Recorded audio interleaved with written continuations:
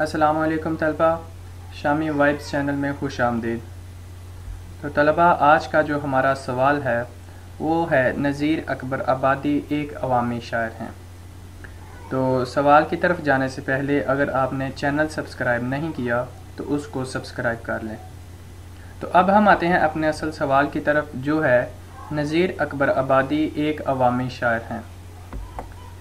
نذیر اکبر آبادی دنیا میں ایک عوامی شاعر اور متفق ناصح کے طور پر جانے جاتے ہیں۔ علامہ نیاز فتح پوری لکھتے ہیں کہ نذیر اکبر آبادی اپنے خصوصیات کے لحاظ سے ہندوستان کا عجیب و غریب شاعر تھا، جس میں کبیر کے اخلاق اور خسرو کی ذہانت کا نہایت دلکش امتزاج پایا جاتا تھا۔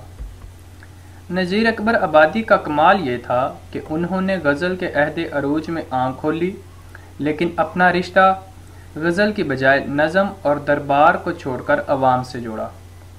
نذیر اکبر آبادی کو عوامی شاعر کہنے سے پہلے ایک بات نہایت لائق توجہ ہے کہ لفظ عوام نے 20ویں صدی میں جو وسعت اختیار کی اور اس کے ساتھ ایک سیاسی اصطلاح کے طور پر سیاسی شعور اور بیداری وغیرہ جیسے رجحانات کو اپنے اندر سمویا، تو یہ شعور اور انداز نظیر نہ صرف نظیر بلکہ ان کے عہد کے کسی ادیب یا شاعر سے وابستہ نہیں کیا جا سکتا۔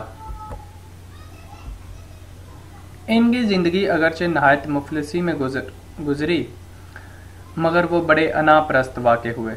نذیر اکبر آبادی ایک محنت پسند آدمی تھے اور گانے، ورزش اور سیر و تماشا کے بے حد شوقین تھے۔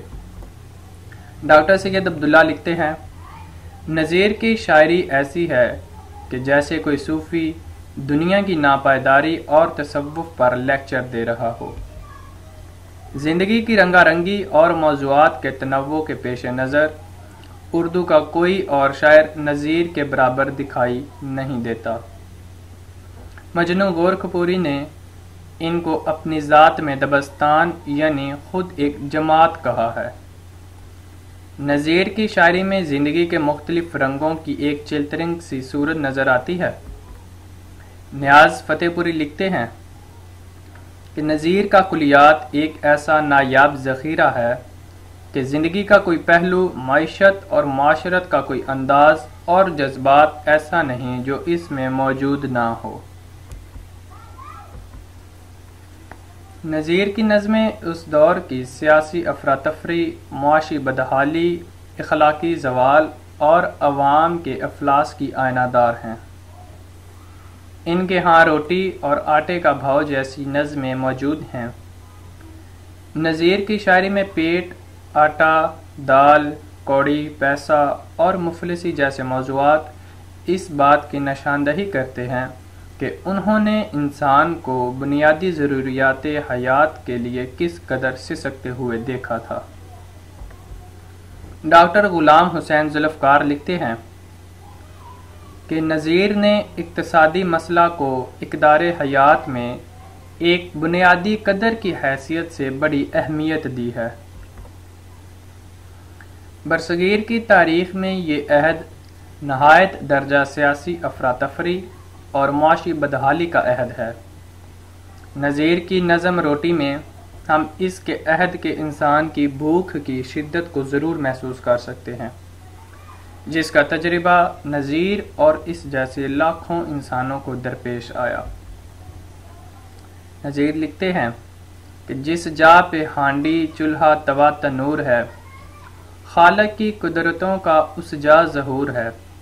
چولہے کے آگے آنچ جو جلتی حضور ہے، جتنے ہیں نور سب میں ہی خاص نور ہے۔ روٹیاں نذیر کے کلیات کا وہ حصہ ہیں جس کا تعلق آٹا، دال، روٹی اور پیسہ وغیرہ سے ہے۔ ڈاکٹر غلام حسین ذوالفقار نے اسے اقتصادی شاعری قرار دیا ہے۔ ان کی شاعری میں معاشی بدحالی کے ہاتھوں پستا ہوا انسان نظر آتا ہے۔ اسی کے سبب نذیر اکبر آبادی کو ایک عام آدمی کا شاعر کہا جاتا ہے۔ نذیر کی نظموں کا اہم موضوع آدمی ہے۔ इस हवाले से इनकी नज़म आदमी नामा इनकी मशहूर नज़म है। ये नज़म इस बात को दरियाफ्त करने की कोशिश में है कि आदमी क्या है। आदमी नामा में पाई जाने वाली तमाम हयात इसी नुक्ते के गिर्द घूमती दिखाई देती है, जिसके चंद अशार मुलाहजा करें। दुनिया में बादशाह जो है सो है वो भी आदमी, जरदार व बेनवा है सो है वो भी आदमी, और मुफलिस व गदा है सो है वो भी आदमी, नेमत जो खा रहा है सो है वो भी आदमी, टुकड़े चबा रहा है सो है वो भी आदमी।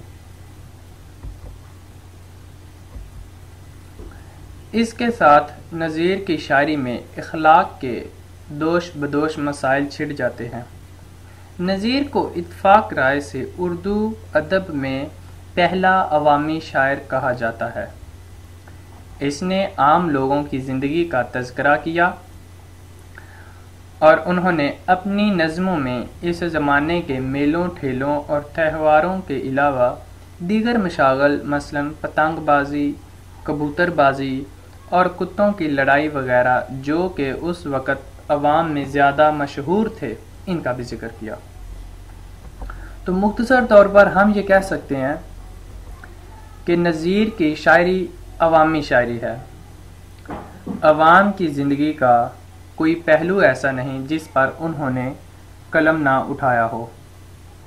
यहाँ तक कि हुस्न इश्क के मौज़ूआत में भी उन्होंने अवामी मज़ाक को पेश नज़र रखा है। बहुत से शायर ऐसे भी होते हैं जो खुद तो मर जाते हैं मगर हमारी आंखें खोल जाते हैं और उनको मरने के बाद ज़िंदगी नसीब होती है। नज़ीर भी उनमें से एक है। नज़ीर उर्दू ज़बान के नहायत बुलंद पाया शायर हैं और इन्हें राम बाबू सक्सेना ने बजा तौर पर फितरी रूह करार दिया है। तो तलबा, आज का हमारा जो लेक्चर नज़ीर अकबर आबादी के बारे में था वो मुकम्मल हुआ। उम्मीद है आपको ये लेक्चर पसंद आया होगा। मुकम्मल वीडियो देखने का शुक्रिया।